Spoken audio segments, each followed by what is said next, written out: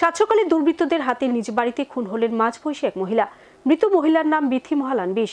রক্তাক্ত অবস্থায় মহিলাকে উদ্ধার করে পরিবারের লোকজন জিবি হাসপাতালে নিয়ে গেলে সেখানে চিকিৎসাধীন অবস্থায় মৃত্যু হয় বিথি দেবীর।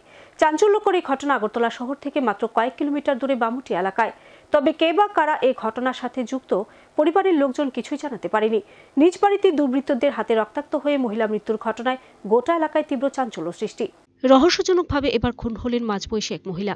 শনিবার সাত সকালে চাঞ্চল্যকর এই ঘটনা রাজধানী আগরতলা শহর থেকে মাত্র কয়েক কিলোমিটার দূরে বামুটি এলাকায়। মৃত মহিলার নাম বিথি মহালান বিশ, বয়স 57 বছর। ঘটনার বিবরণে জানা যায়, শনিবার সকালে বাড়ির পাশে রক্তাক্ত অবস্থায় পরিবারের লোকজন মহিলাকে উদ্ধার করে সঙ্গে সঙ্গে জিবি হাসপাতালে নিয়ে যায়।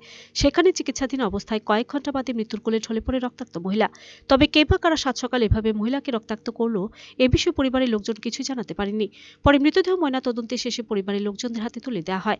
নিজের বাড়িতে সাত সকালে রক্তাক্ত হয়ে চিকিৎসাধীন অবস্থায় মহিলার মৃত্যুর খবর ছড়িয়ে পড়তে গোটা বামুটি এলাকায় তীব্র চাঞ্চল্য দেখা দেয়।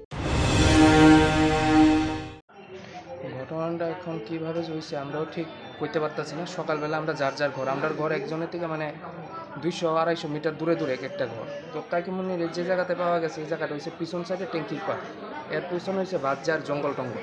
তো তৎক্ষণাৎ আমরা একটা চিল্লি পাইছি করে সবাই একত্রিত হইয়া গিয়া দেখি ঘটনা এইরকম।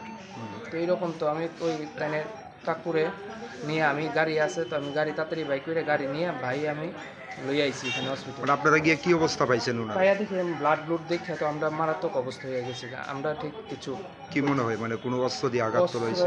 তো কইতেছে ধারালো কোনো কিছু তো আমরা তো আর নিজেরা কিছুই বুঝতে পারতাছি না। আমরা অবাক হয়ে রয়েছি এই জায়গাতে।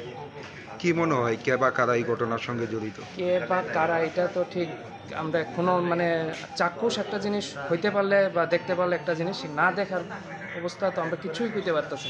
আশেপাশে বাড়ির সঙ্গে আমরা আশেপাশে কোনো নাই, কিন্তু একটু চুরে বা ইয়াতে একটু উৎপাত আমরা দিকে আছে প্রচন্ড। এটার লেগে আমরা কোনো ঠিক কারে চুর হোক কি বেশি কারে কমু আমরা নিজে কিছু করতে পারতেছি। এমন কি চুরির বিষয় কি উনি কিছু পাইছেন আপনারা? চুরি হয়েছে এমন কোনো কিছু তো বুঝতে পারতেছি না। কেন সকাল টাইমে একদম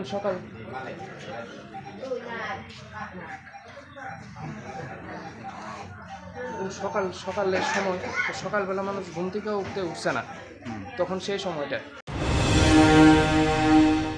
ভিডিও রিপোর্ট সার্চ ইন্ডিয়া।